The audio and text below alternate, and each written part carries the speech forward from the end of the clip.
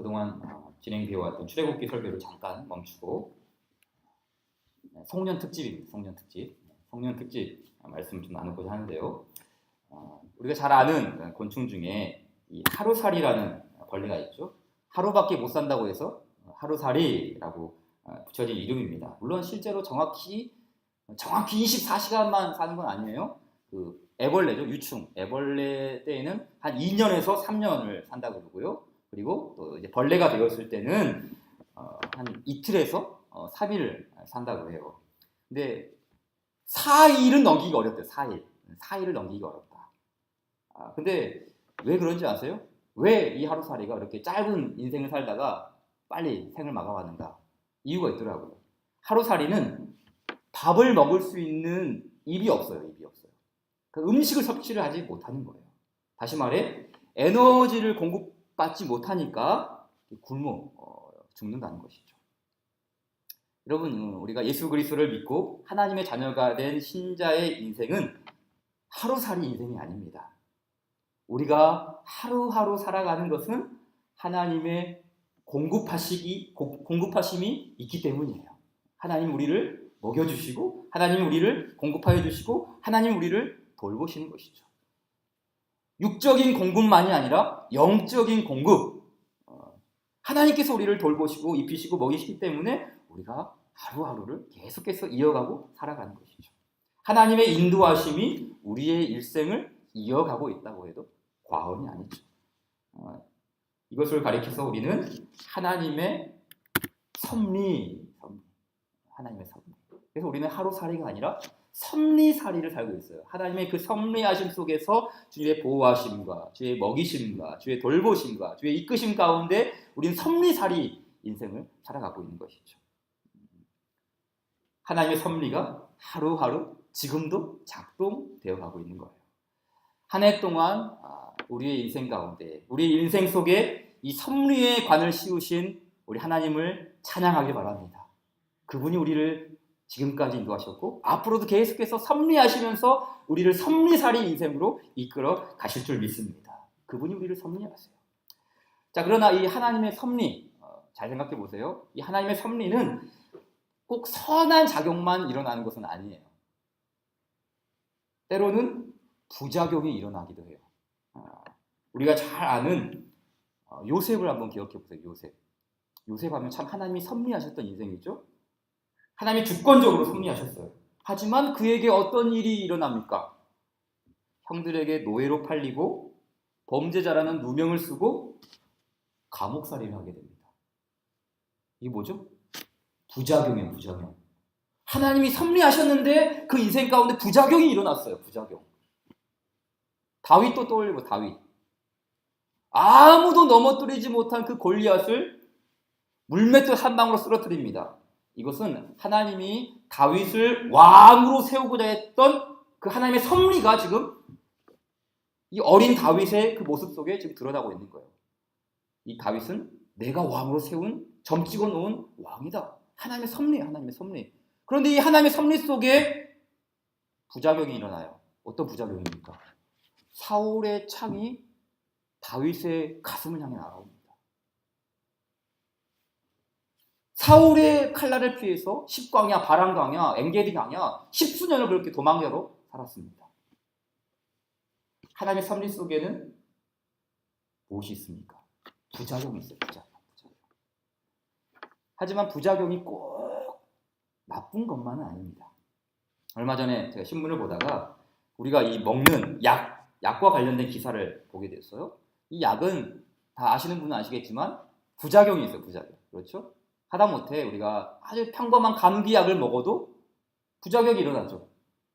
졸음이 온다거나 좀 몸이 무료해지는 이런 부작용이 누구에게나 이렇게 옵니다. 그런데 이 부작용이 꼭 나쁜 것만 아니에요. 소위 말해 이 부작용 때문에 대박이 난 약들이 있대요. 제가 그 기사를 보니까 당뇨병 치료 중에 그 치료약 중에 빅토자라는 약이 있다고 해요. 그런데 이 약을 그 당뇨병 환자에게 투여를 했더니 어떤 부작용이 일어나는가?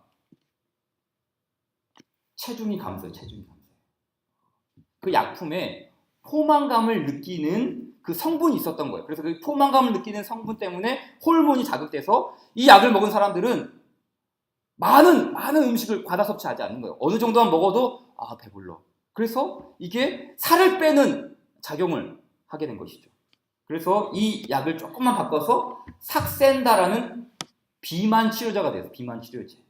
이 비만 치료제가 지금 전 세계적으로 대박을 났어요. 전 세계적으로. 당뇨병 부작용이 비만 치료제로 둔갑이 이렇게 변화된 것이죠. 또 하나, 그 남성들이 많이 걸리는 전립선 비대증이 있대요. 전립선 비대증. 근데 이 병을 치료하는 또 약이 뭐냐면 프로스카라는 약인데요. 이 약에도 부작용이 있어요. 어떤 부작용이 있었는가? 약을 먹은 남자들에게서 머리카락이 풍성해지는 이 부작용이 일어난 거예요. 한마디로 수치 많아졌어요. 그래서 이 약이 어떻게 바뀌었을까요? 그렇죠. 탈모 치료제가 된 거예요. 제가 이 기사를 유심히 봤냐면 제가 지금 먹고 있는 약이 지금 이거거든요. 이거 지금 프로스카. 이게 그러니까는 부작용 때문에 진짜 이게 전 세계적으로 이게 대박이 난 이게 약품이 된 것이죠. 불치병이라는 탈모증이 부작용 때문에 새로운 치료제로 탄생을 하게 됐어요. 그러니까 이것만 보더라도 부작용은 꼭 나쁜 것만은 아니에요. 오히려 이 신문의 내용처럼 부작용 때문에 대박이 날 수 있는 것이죠. 성경에 나오는 바로 이 하나님의 사람들이 지금 이런 은혜를 누리고 있지 않은가요? 요셉, 비록 부작용이 있었지만 그 부작용이 선한 작용으로 바뀌게 되죠. 어떻게 됩니까? 그를 통해서 이스라엘 민족이 번성하게 되는, 고센 땅에서 번성하게 되는 그 하나님의 약속, 그 하나님의 언약이 이루어지게 됩니다. 부작용이었지만 선한 작용으로 바뀌었어요. 다윗, 그 마음에, 그 영혼의 두드러기가, 그 마음의 두드러기가 일어나는 그 부작용이 일어났지만 그것 때문에, 그 부작용 때문에 다윗은 어떻습니까? 시편을 보세요. 그 주옥 같은 말씀들, 그 주옥 같은 하나님과의 관계에서 일어나는 그 말씀들이 다 그 부작용 때문에 일어났어요. 그 하나님의 마음에 합한 사람으로 다윗이 설 수 있게 되었어요.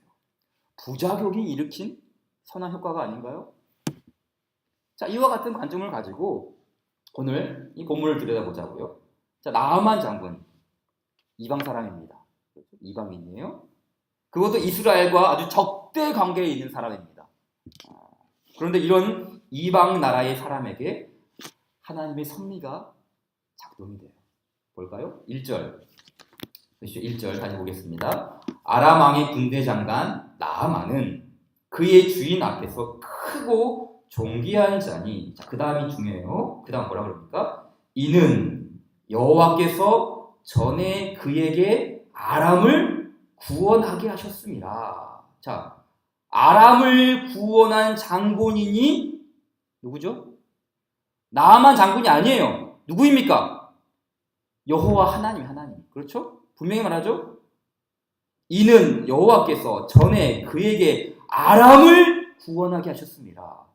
그러니까 이 나아만 장군이 뭔가 능력이 있어서, 뭔가 큰 힘이 있어서 자기 조국 아람을 구원한 게 아니에요. 여호와께서 그를 통해서 구원하게 하셨다라고 성경은 말해요.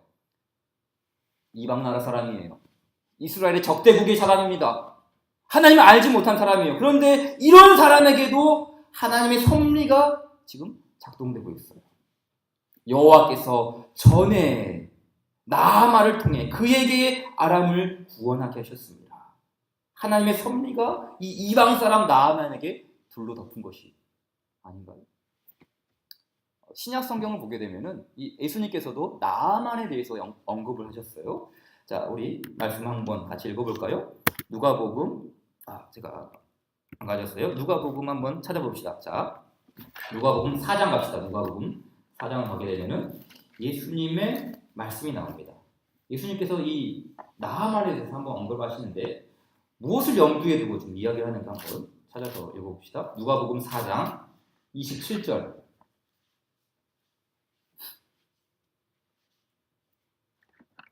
누가복음 4장 27절 94쪽입니다. 자, 한번 같이 읽을까요? 시작. 또 선지자 엘리사 때에 이스라엘에 많은 나병 환자가 있었을 때 그 중에 한 사람도 깨끗함을 얻지 못하고 오직 수리아 사람 나만 뿐이었더라. 자, 무슨 말이죠? 예수님은 지금 말씀 보게 되면은 이스라엘과 이방인을 대조하고 있죠. 그렇죠? 이스라엘 사람들과 이방인을 대조하고 있어요. 그때 당시의 문화를 생각하면 하나님의 은혜는 당연히 이방인이 아니라 이스라엘로 이 은혜가 흘러야 합니다. 그런데 예수님의 초점은 전혀 다르죠? 누구를 향합니까? 이방인. 그 26절이죠. 그 26절에는 어떤 사람이 나옵니까? 시돈 땅에 있는 사렙다 과부, 이방인이죠. 그리고 27절에는 나아만, 수리아 사람 나아만을 강조합니다. 이방인에게로 초점이 맞춰져 있어요. 이것은 예수님의 사역이 이제 어디로 흘러갈 것인지를 보여주는 단적인 샘플이죠. 예수님의 사역이 유대인들, 이스라엘 백성들에게만이 아니라 이제 그 이방인을 향해서 나아갈 것이라는 것을 보여주고 있는 그런 예표예요. 그러기에 자, 이 말씀과 관련해서 연관해서 나아만을 생각해 본다면 나아만은 이방인이었지만 하나님의 섭리 가운데 있는 인생이었어요. 그렇죠? 요셉만이 아닙니다. 다윗만이 아니에요. 이 이방인 나아만도 하나님의 그 구원의 섭리 속에 들어있는 한 샘플로, 예표로 지금 들어있는 거예요. 비록 이스라엘과 적대 관계에 있고 이방인이며 하나님을 모르는 인생이었지만 하나님 없이 살다가 이슬처럼 사라져버리는 하루살이 인생이 아니었어요. 그 역시 섭리살이를 지금 살고 있어요. 섭리살. 자, 하지만 하나님의 섭리에는 부작용이 있다고 했어요. 부작용. 나아만 역시 부작용이 있었어요. 어떤 부작용을 달고 살았죠? 1절 마지막에 나오죠? 다시 우리 열왕기하 5장으로 들어가서요. 열왕기하 5장 1절 말씀 보게 되면은 마지막에 이런 말씀을 합니다. 그는 큰 용사이나 나병 환자더라. 이 말씀만큼 우리 인생을 압축해 놓은 말씀이 있을까요? 그는 큰 용사이나 나병 환자더라. 무슨 말이죠? 아무리 많은 것을 가졌고 아무리 많은 것을 누리고 아무리 많은 것을 붙잡고 있다고 해도 그 본질은 뭐라는 거예요? 나병 환자. 큰 용사가 아니에요. 그 앞에 큰 용사라는 수식어가 있지만 나병 환자라는 말 한마디에 그 큰 용사는 다 지우개로 지워져 버렸어요. 큰 용사이나 나병 환자더라. 여러분, 이게 사실은 우리의 본 모습이에요. 죄악된 우리의 인생 본 모습이죠. 세상에서는 무슨 큰 용사로 비춰질지 모르지만 실상은 나병 환자예요. 실상은 나병 환자. 큰 용사이나 나병 환자더라. 얼마 전에 우울증으로 생을 마감했던 아이돌 가수가 있죠. 여러분, 바로 그 가수가 바로 이 말씀이 아닙니까? 세상에서는 큰 가수이고 큰 인기가 있고 큰 명예를 누리고 있는 것 같지만 실상은 나병 환자예요. 실상은 나병 환자. 문제가 있어요. 그 우울증이라는 문제를 앓고 살아가는 것. 세상에서는 큰 인기를, 큰 아이돌 가수이지만 실상은 나병 환자더라. 이게 인간의 모습이죠. 이 나만의 모습이 바로 우리 인간의 실존을 보여주고 있어요. 자, 그러나 하나님이 섭리하시는 인생은 나병 환자로 끝나지 않아요. 자, 1절은 이렇게 끝나죠. 그는 큰 용사이나 나병 환자더라. 이렇게 1절로 끝나는 것이 아니라 2절로 이어집니다. 하나님의 섭리가 지금 계속해서 이어지는 거예요. 자, 2절, 3절 같이 한번 읽을까요? 시작. 전에 아람 사람이 떼를 지어 나가서 이스라엘 땅에서 어린 소녀 하나를 사로잡음에 그가 나아만의 아내에게 수정 들더니 그의 여주인에게 이르되 우리 주인이 사마리아에 계신 선지자 앞에 계셨으면 좋겠나이다. 그가 그 나병을 고치리다 하는지라. 이 말씀도 자세히 보세요. 지금 하나님의 섭리가 작동되고 있다는 게 느껴지신가요? 이 2절과 3절 속에 이 나아만을 향한 하나님의 섭리가 지금 작동되고 있어요. 이스라엘 땅에서 잡아온 그 어린 소녀, 이 어린 소녀가 나아만 장군의 집에 가게 되었고 또 나아만이 병든 것을 알게 되었어요. 그리고 이 나아만의 아내에게 엘리사 선지자에게 말을 합니다. 우리 주인이 사마리아에 계신 선지자의 앞에 섰으면 좋겠나이다. 또 그 소식이 나아만 장군에게 들어가고 거기서 그치는 게 아니라 왕실에게까지, 그 시리아의 왕실에게까지, 아람 왕의 귀에까지 들리게 돼요. 이게 우연입니까? 이게 어쩌다 보니 일어난 일입니까? 아니죠. 이것은 나아만을 부르시는 하나님의 섭리가 지금 필연적으로 작동되고 있는 거예요. 하나님의 섭리가 나아만을 지금 작동되고 있어요. 그래서 이제 그 박윤선 목사님의 주석을 보니까 목사님이 이 부분을 이렇게 해석하셨더라고요. 나아만은 큰 용사였지만 그에게도 불행한 일은 있었다. 그런데 그가 그 불행한 일 때문에 참 하나님을 찾게 되었으니 이것이야말로 불행 중 다행이다. 그렇죠. 이것이 바로 부작용의 축복이에요. 부작용의 축복. 저는 이렇게 말하고 싶어요. 부작용의 축복. 큰 용사였으나 나병 환자였더라. 그 나병이라는 부작용이 있었지만 오히려 이 나병이라는 부작용이 하나님을 알게 되는, 참 하나님을 만나게 되는 축복이죠. 박 목사님 말씀대로 불행 중 다행이죠. 여러분, 하나님의 섭리가 작동되면 부작용도 선한 작용으로, 불행도 다행으로 바뀌는 줄 믿습니다. 이게 바로 하나님의 섭리하심의 의미죠. 자, 그렇다면 이 부작용이 선한 작용으로 바뀌는 바로 이 하나님의 섭리가 드러나기까지 우리가 해야 할 일이 있어요. 우리는 무엇을 점검해야 되는가? 함께 두 가지 정도를 함께 나누고자 하는데요. 첫 번째는 하나님의 섭리를 방해하는 내 생각을 점검해야 돼요. 하나님의 섭리를 방해하는 내 생각. 자, 이 나아만 장군이 이제 아람 왕의 허락을 받고 이스라엘로 향합니다. 당시 아람 나라는 이스라엘 나라보다 강대국이죠. 위에 있는 나라였어요. 당연히 귀빈 대접을 받고 정중하게 모셔야 하는 것이 옳습니다. 손님 대접해야 되죠. 강대국의 나라의 장군이니까. 자, 그런데 엘리사 선지자가 어떻게 대하는가? 9절과 10절을 다시 보겠습니다. 같이 읽겠습니다. 시작. 나아만이 이에 말들과 병거들을 거느리고 이르러 엘리사의 집 문에 서니 엘리사가 사자를 그에게 보내 이르되 너는 가서 요단강에 몸을 7번 씻으라. 네 살이 회복되어 깨끗하리라 하는지라. 자, 이 말씀 속에 그런 어떤 뉘앙스가 느껴집니까? 약간 푸대접을 한다는 그런 말이 느껴지지 않나요? 직접 나간 것도 아니고 종을 보내서 가서 요단강에 몸을 씻어라. 일국의 강대국의 대장군이에요. 국방부 장관이에요. 그 사람이 왔으면 하다못해 직접 나가든가 아니면 좋은 신하를 보내서 이렇게 해야 되지. 사환을 보내서 이 엘리사의 몸종을 보내서 지금 이런 일을 하고 있어요.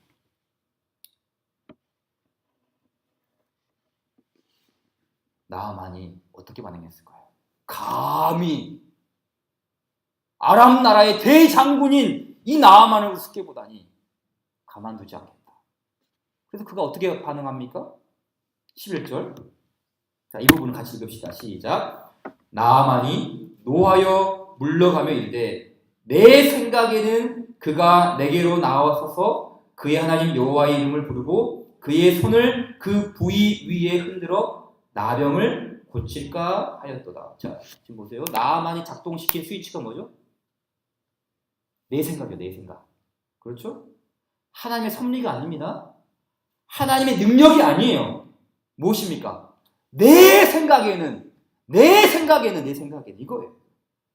나병을 고치기 위해서는 적어도 안수 기도 정도는 해줘야 되지 않을까? 내 나병을 고치기 위해서는 하다못해 손이라도 붙잡고 기도할 수 있지. 자기 생각, 자신의 생각했던 것과는 전혀 다른 이런 상황이 펼쳐지자 분노가 솟아올랐어요. 분노가 뿜어져 나왔어요. 12절 말씀에도 다메섹강 아바나와 바르발은 이스라엘 모든 강물보다 낫지 아니하냐? 내가 거기서 몸을 씻으면 깨끗하게 되지 아니하랴 하고 몸을 돌려 분노하며 떠나니 라고 했어요. 분노하며 떠나니. 여러분, 우리의 신앙생활 중에서 가장 큰 장애물이 무엇입니까? 하나님의 섭리를 방해하는 가장 큰 걸림돌이 무엇입니까? 다른 게 아니에요. 내 생각. 내 생각을 움켜잡고 있으면 하나님의 생각이 들어올 틈이 없어요. 내 생각의 댐을 세워놓고 있으면 복음의 물줄기가 아무리 들어오고 싶어도 그 복음의 물줄기가 들어올 수가 없어요. 꽉 막혔는데 어떻게 들어옵니까? 여러분, 우리가 신앙생활 할 때 바로 이 부분 조심해요. 내 생각. 내 생각에는 얼마나 많은 사람들이 내 생각 이걸 붙들고 사는지 몰라요. 제가 신앙생활을 처음 시작하거나 혹은 교회에 오래 다녔지만 이 복음에 대해서 잘 알지 못하는 사람들에게 항상 들려주는 이야기가 하나 있어요. 이게 무슨 이야기냐면 한 청년이 호숫가로 낚시를 갔어요. 주변을 살펴보니까 한 할아버지가 고기를 낚시를 하고 있는 거예요. 너무 잘 낚는 거예요. 그래서 이제 한 청년이 옆자리 그 할아버지 옆에 딱 앉았어요. 그리고 자신은 낚싯대를 쫙 던졌습니다. 근데 이상한 일이 벌어진 겁니다. 할아버지가 분명히 큰 얼척, 큰 물고기를 잡았어요. 근데 이 큰 물고기를 잡으면 다 놔주는 거예요. 반면에 작은 물고기를 잡으면 이걸 아이스박스에 넣어요.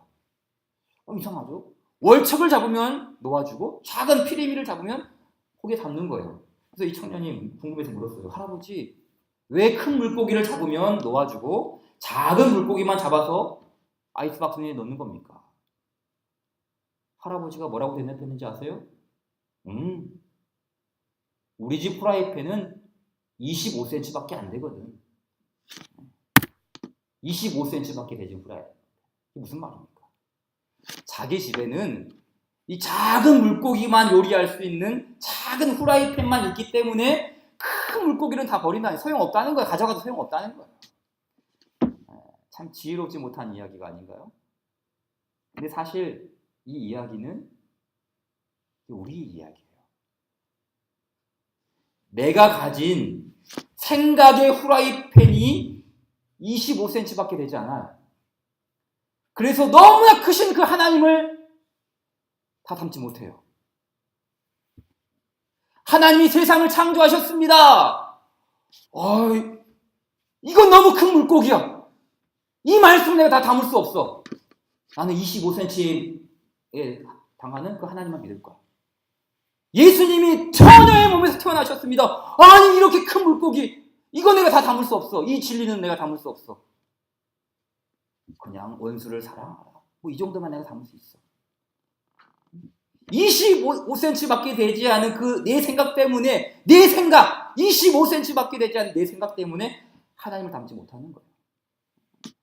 여러분 지금 나만의 모습이 지금 이게 지금 아닌가요?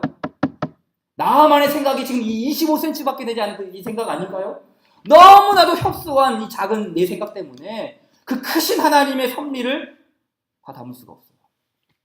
그래서 초신자들과 이야기할 때 이것부터 깨고 갑시다. 이것부터 깨고 가자고요. 우리가 그 크신 하나님의 진리를 다 담기 위해서는 25cm에서 50cm로 넓히는 게 아니라 이걸 완전히 부셔야 합니다. 이 25cm밖에 안 되는 우리의 후라이팬을 다 부셔야지 그 크신 하나님의 진리를 다 담을 수 있어요. 근데 사실 이게 초신자들에게만 해당되는 말이 아니에요.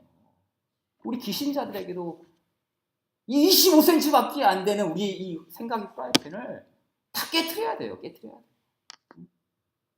이 하나님의 거대한 진리를 담으려면 내 생각을 깨트려야 한다는 거예요. 그래서 이 하나님의 섭리라는 게 이게 내 생각으로 이해가 되는 겁니까? 인생의 부작용. 나는 잘 살았는데 왜 인생의 부작용이 일어나지? 이게 내 생각으로 납득이 됩니까? 하나님의 계획 속에는 우리가 이해할 수 없는 내 생각의 후라이팬에 담을 수 없는 거대한 섭리가 담겨져 있어요. 그때 우리가 점검해야 할 것이 무엇인가? 나는 지금 내 생각대로 반응하고 있는가? 지금 내가 하고 있는 게 내 생각대로 지금 반응하고 있지는 않은 것인가? 이걸 점검해야 된다. 이걸 점검해야 돼. 내 생각이 하나님의 섭리를 방해하고 있지 않은가? 이것을 점검하고 지나가셔야 돼요. 두 번째는 하나님의 섭리를 이루는 말씀을 청정하고 있는지 이걸 점검해야 됩니다. 하나님의 섭리를 이루는 말씀을 청정하고 있는가? 자, 나아만 장군에게 나병이라는 인생의 부작용이 일어났지만 하나님의 섭리가 선하게 작용될 수 있었던 이유가 무엇입니까? 다른 게 아닙니다. 바로 말씀에 대한 청종이었어요. 말씀에 대한 청종.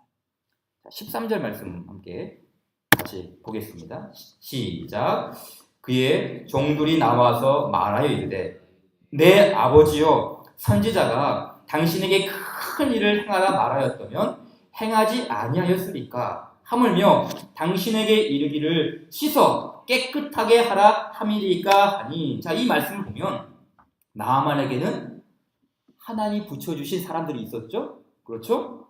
처음에는 이스라엘에서 잡아온 여자아이가 있었어요.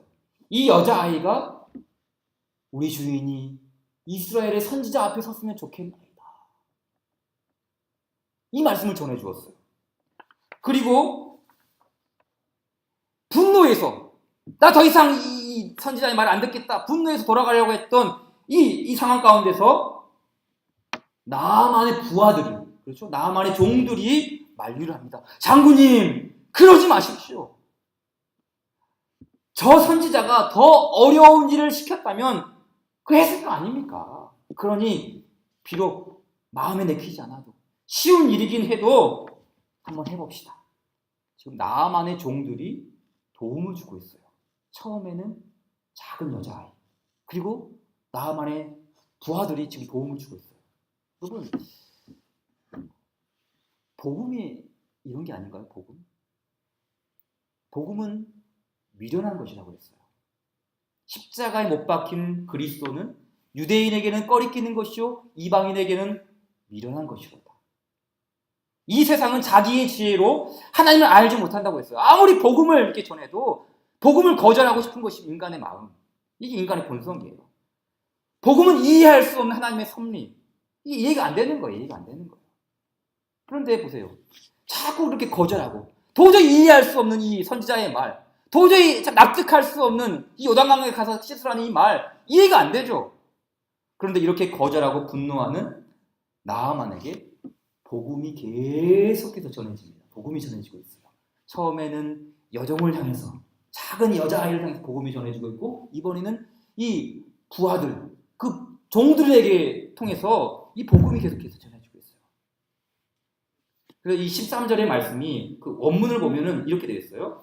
이 말은 선지자가 장군에게 전한 위대한 말씀입니다. 위대한 말씀입니다. 이 말은 선지자가 장군에게 전한 위대한 말씀입니다. 복음이라는 거예요. 복음. 가서 요단강 물에 7번 씻으라. 이 말이 위대한 하나님의 말씀이라는 뜻이에요. 여러분, 근데 이게 무슨 위대한 말입니까? 아니, 동네 애들도 이 말 할 수 있죠. 가서 요단강에서 물에 가서 목욕하세요. 누구나 할 수 있는 말 아닙니까? 그런데 여러분, 복음도 마찬가지 아니에요. 복음도 하나님이 세상을 이처럼 사랑하사. 이해가 되지 않는 거죠. 하나님이 죄악된 이 세상을 사랑하신다. 이해가 안 돼요. 또 하나님이신 그분이, 하나님의 아들이 십자가에 못 박혀 죽었다. 이거 더더욱 이해가 안 되는 말이죠. 이거 더욱더 이해가 안 돼요. 어떻게 하나님의 아들이 십자가에 못 박혀 죽느냐. 이해가 안 되죠. 복음의 신이죠. 복음의 신. 가서 요단강에 가서 몸을 7번 씻으라. 그러면 깨끗하게 나아질 것이다. 말이 안 되죠. 말이 안 되는 신비스러운 말이죠. 근데 여러분, 이 복음의 비밀은 철학적으로 막 사유한다고 해서 비밀이 열리는 게 아니에요. 복음의 신비는 막 산속으로 들어가서 득도한다고 해서 깨닫는 것도 아닙니다. 머리 싸매고 막 일평생을 연구한다고 해서 다 풀어지는 게 아니에요. 복음의 비밀은 믿고 순종할 때 열립니다. 이게 복음이죠. 복음의 비밀은 믿고 순종할 때 열리는 거예요. 그게 복음의 능력이죠. 믿음과 순종이에요. 자, 14절 보십시오. 14절 시작. 나아만이 이에 내려가서 하나님의 사람의 말대로 요단강에 7번 몸을 잠그니 그의 살이 어린 아이의 살같이 회복되어 깨끗하게 되었더라. 보세요. 그렇죠? 인생의 부작용이 선한 작용으로 작동되기까지 믿음, 순종, 믿음을 점검해야 돼요. 순종을 점검해야 돼요. 하나님의 섭리가 작동되기까지 난 지금 주의 말씀에 청종하고 있는가? 이 부분을 점검하셔야 된다니까요. 영국의 청교도 목회자 중에 존 플라벨이라는 목사님 계십니다. 그분이 쓰신 고전 중에 아주 유명한 고전 중에 하나님의 섭리라는 책이 있어요. 그 책에 보면 이런 내용이 나옵니다. 나는 하나님을 믿고 조용히 기다린 사람에게 하나님의 은혜가 주어지지 않은 일은 결코 없었다는 이 위대한 진리를 여러분이 이제는 배우게 되기를 바랍니다. 무슨 말이죠? 그 하나님의 섭리하심을 믿고 조용히 기다린 사람에게는 이 하나님의 은혜가 주어지지 않은 일은 결코 없었다는 이 위대한 진리를 여러분, 많은 그리스도인들이 배우기로 한다. 그러면서 한 번 더 이렇게 말하죠. 여러분이 하나님을 헛되이 찾지 않는다면 여러분이 하나님을 찾았는데도 그것이 헛수고가 되는 일은 결코 없었다는 것을 기억하십시오.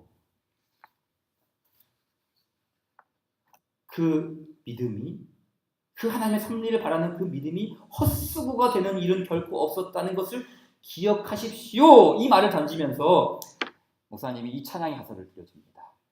이거 잘 아는 찬양 가사예요. 세상 풍파 너를 흔들어 약한 마음 낙심하게 될 때에 내려주신 주의 복을 세워라. 주의 크신 복을 네가 알리라. 받은 복을 세어보아라. 크신 복을 내가 알리라. 받은 복을 세어보아라. 주의 크신 복을 내가 알리라. 무슨 말이죠?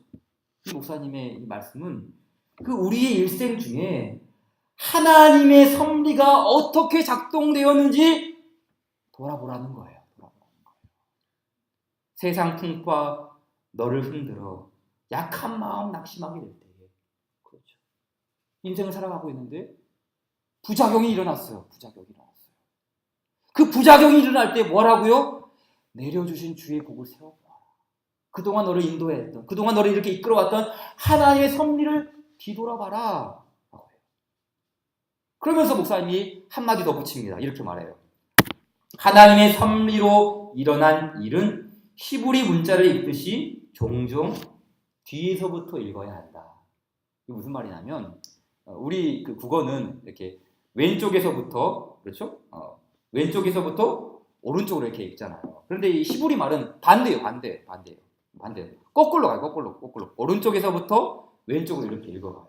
그러니까 거꾸로 읽는 거예요. 그렇죠? 그러니까 이 말이 그거죠. 하나님의 섭리로 일어난 일은 히브리 문자를 읽듯이 거꾸로 뒤에서부터 읽어봐라.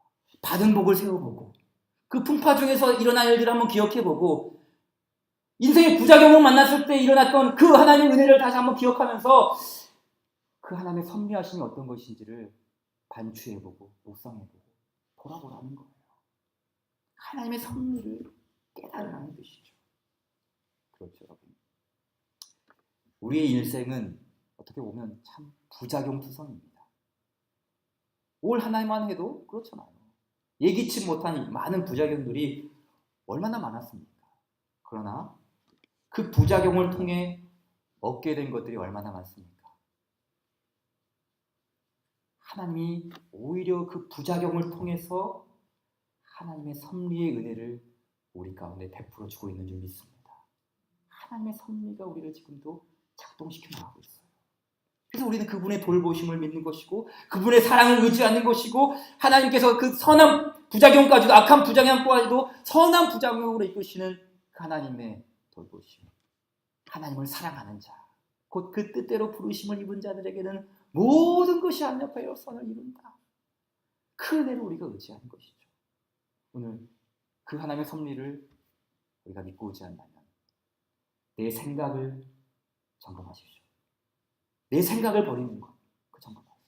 또 하나, 하나님의 말씀에 청정하면서 하나님의 섭리가 작동되는 그런 은총, 그런 은혜를 누려가는 우리 모두가 되기를 우리 주님의 이름으로 축원드립니다.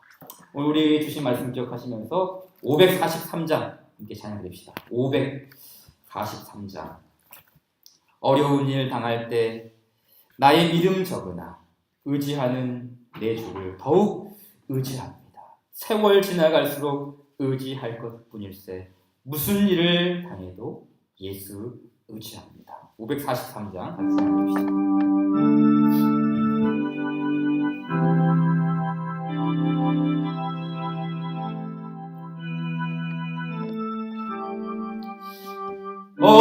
어려운 일 당할 때 나의 믿음 적으나 의지하는 내 주를 더욱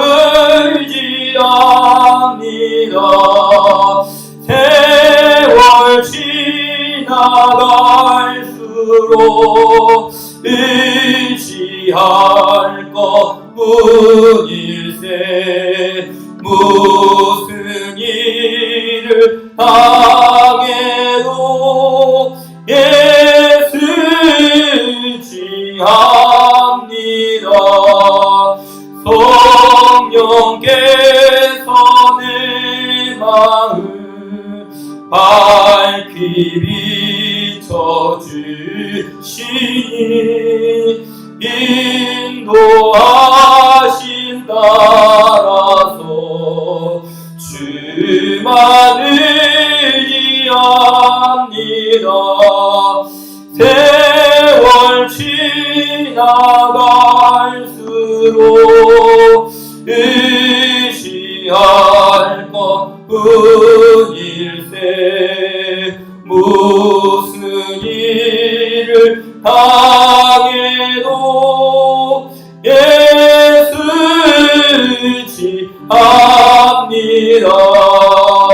밝을 때의 노래와 어두울 때의 기도로 위태할 때 도움을 주께 간구합니다. 세월 지나갈수록 의지할 것뿐일세 무슨 일을 당해도 예수 의지합니다. 생명이 있을 동안에 예수 의지합니다. 천국 올라가도록 의지할 것뿐일세 세월 지나갈수록 의지할 것뿐일세 무슨 일을 당해도 예수 의지합니다. 시고 우리 같이 기도합시다. 오늘 주신 말씀 기억하시면서 주의 말씀 앞에 주님 의지하면서 나아갑시다. 세상 풍파너를 흔들어 약심하게 될 때에 우리가 그 마음이 연약해지고 절망하고 낙심하는 그런 인생의 부작용이 있을 때에도 하나님의 섭리하심 속에 있음에도 불구하고 우리가 원치 않는 그런 부작용이 우리 안에 일어날 때 내려주실 주의 복을 세워보아라. 주의 크신 복을 내가 알리라. 받은 복을 세워보아라. 지금까지 주께서 너를 어떻게 인도했는가? 우리가 거꾸로 하나님의 섭리로 일어난 일은 히브리 문자를 읽듯이 종종 뒤에서 읽어야 한다는 목사님 말씀처럼 우리가 그 일들을 되짚어보며 반추해보며 돌아보면서 다시 한번 그 섭리의 은혜를 우리가 깨닫고 하나님, 우리의 부적용까지도 우리의 악한 모습까지도 오히려 선하게 바꾸어 가시는 그 하나님의 섭리하심을 우리가 믿고 의지하며 나아가기로 합니다. 세월 지나갈수록 하나님 우리에게 의지할 수 있는 그 믿음 더하여 주시옵소서. 무슨 일을 당해도 주만 의지합니다. 그 믿음 가운데 굳건히 설 수 있도록 주여 나를 도와주시옵소서. 내 생각 버리게 하여 주시옵소서. 내 25cm밖에 되지 않은 이 좁은 생각 버리고 크신 하나님의 섭리를 담을 수 있는 믿음을 허락하여 주시옵소서. 주의 말씀 앞에 청종할 수 있고 그 말씀 앞에 부복할 수 있는 믿음을 더하여 주시옵소서. 주님, 우리가 주 앞에 나아갑니다. 그 은혜를 갈망하기 원합니다. 새해에도 그 크신 하나님을 우리가 담기로 나오니 주여 은혜 베풀어 주시옵소서. 우리가 같이 기도하며 우리 자유롭게 기도하고 돌아가도록